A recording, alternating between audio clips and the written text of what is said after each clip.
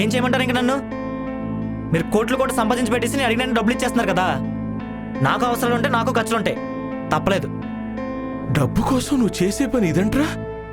4 ఏళ్లలో పని చేసుకున్న డబ్బు వస్తుంది కదరా. ఆఖరికి చంటి పిల్లాడికి కూడా తెలుస్తుంది వాడు చేస్తుంది తప్పు ఒప్పు. అసలు డబ్బు కోసం నువ్వేం చేస్తున్నావో నీకు అర్థమవుతుందా? ఒరేయ్, నీ సొంత చెల్లిరా, దీన్ని అడ్డు పెట్టుకోవడం ఏంట్రా? ఎందుకు ఇప్పుడు అందరూ ఎంత ఓవర్ యాక్షన్ చేస్తున్నారు? దానికి ఏమైనా అయిందా? పోనీ మిమ్మల్ని ఏమైనా డబ్బులు ఏమైనా అడిగానా? లేదు కదా, నేనేచ్చుకుంటా. ఒరేయ్, నేను మాట్లాడేది డబ్బు గురించి కాదురా, నీ బుద్ధి గురించి. ఇంట్లో డబ్బు దొంగతనం చేయడం దగ్గర నుంచి నీ చెల్లి మానం తాకట్టు పెట్టేదాకా దిగసారిపోయిందిరా నీ బుద్ధి.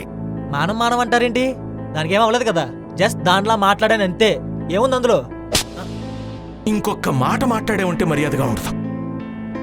మాటల దాకా వచ్చినోడికి చేతలకి చేరడానికి ఎక్కువ టైం పట్టదురా, ముఖ్యంగా నీలాంటోడికి. మాట్లాడతాను. ఇప్పుడేంటి, ఏం చేస్తారు?